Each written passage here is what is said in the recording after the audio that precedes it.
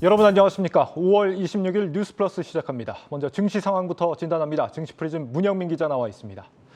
문 기자, 오늘 우리 약세장으로 끝이 났는데 어떻게 좀 분석이 됩니까? 우선 오전 내내 좀 상승세를 보이면서 기대감을 키웠지만 오후 2시를 전후해서 하락으로 전환을 했습니다. 예. 코스피는 오전에는 외국인과 기관의 매수세가 강하게 들어오면서 상승할 것으로 좀 예상을 했는데요. 하지만 오후 들어서 이 기관이 매도세로 전환을 한 다음에 1,558억 원이라는 큰 매도 규모를 드러내면서 결국 0.18% 하락 마감했습니다. 예. 한국은행이 오늘 기준금리를 올렸는데 이건 뭐 환율 측면에서 보면 외국인들이 좀 유입될 수 있는 요인이 되기도 하는 거 아닌가요? 맞습니다. 그래서 실제적으로 외국인 투자자들이 결국은 유입되면서 이제 마감을 하긴 했는데요. 예. 오늘 9시 45분에 한은의 기준금리 인상 결정이 발표가 됐는데 이 오전 내내 외국인과 기관은 오히려 매수세를 키우면서 이 증시 또한 상승 곡선을 그렸습니다. 기준금리 인상이 시장이 예상했던 시점과 또 수준에서 이뤄졌기 때문에 우리 증시에 큰 악재로 작용하지는 않았던 겁니다. 다만 이창용 한은 총재가 앞으로 수개월간 물가를 중심으로 통화 정책을 운용할 것이라면서 또 연말 기준금리를 2.25에서 2.5%로 전망하는 게 합리적이라고 말하는 등 추가 금리 인상에 대한 우려가 생겼습니다. 이에 더해 한은금융통화위원회는 소비자 물가 상승률 전망치를 기존 3.1%에서 4.5%로 올렸고요. 또 경제 성장률 전망치는 3.0%에서 2.7%로 낮췄는데요.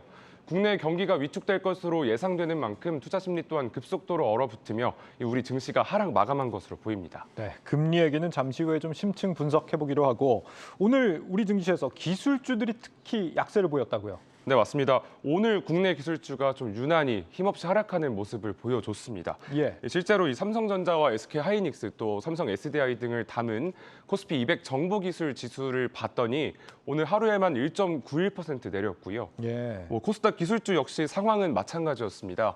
코스닥 기술주 정보기술 지수 150 코스닥 150 중에 정보기술 지수에 포함된 LNF나 리노공업 여러 가지 기업이 있지만 이 지수 전체 하락률이 1.42% 하락하면서 큰 폭의 하락을 드러냈습니다. 왜 그런 겁니까?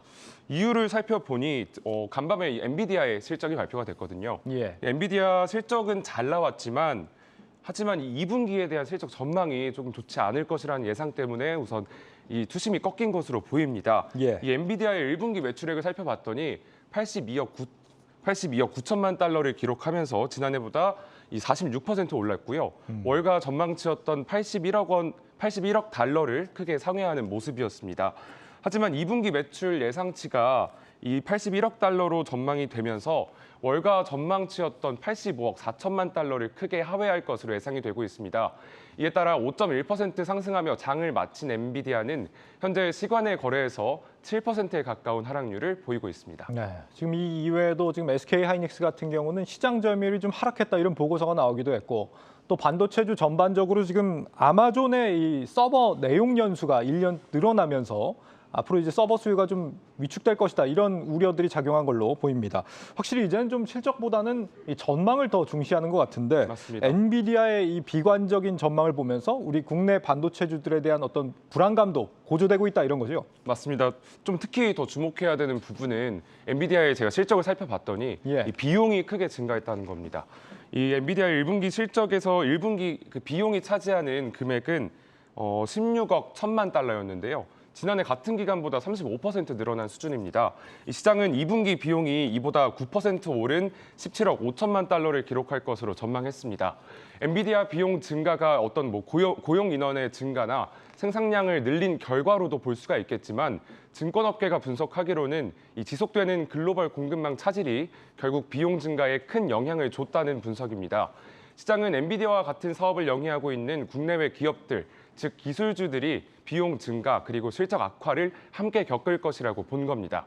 증권업계도 기술주에 대한 투심 위축과 주가 하락이 당분간 길어질 수 있다며 우려를 드러냈습니다. 그렇군요. 이 간밤의 미국 증시 상황을 보면 시장 환경 전반적으로 봤을 때는 그렇게 불안하거나 이런 환경은 아니지 않습니까? 미국 증시는 그 5월 FOMC 회의록이 발표가 되면서 예. 어떤 일종의 불확실성이 해소가 됐다라는 의미에서 큰 폭으로 올랐는데요. 예. 이 해당 의사록을 좀 살펴봤더니 미국이 향후 두 차례 회의에서도 각각 0.5%포인트 기준금리를 인상할 가능성이 재차 확인이 됐습니다.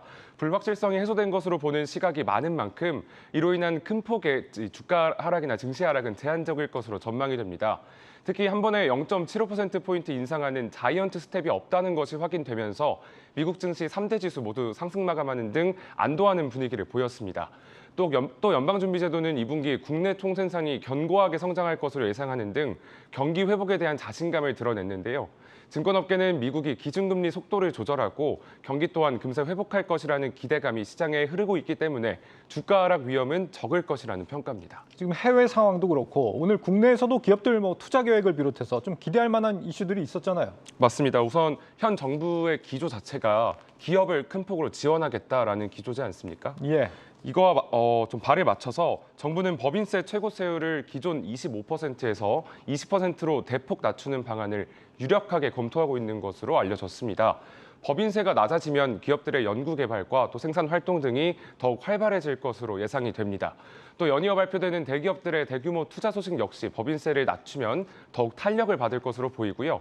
지난 24일 삼성과 현대차, 롯데 등에 이어서 오늘 SK와 LG 역시 각각 200조 원, 100조 원이 넘는 대규모 투자 계획을 발표했는데요. 이에 따라서 이 기업 환경이나 투자 환경이 더욱 좋아질 것으로 보입니다. 네, 여기까지 듣죠. 증시 프리즘 문영민 기자였습니다.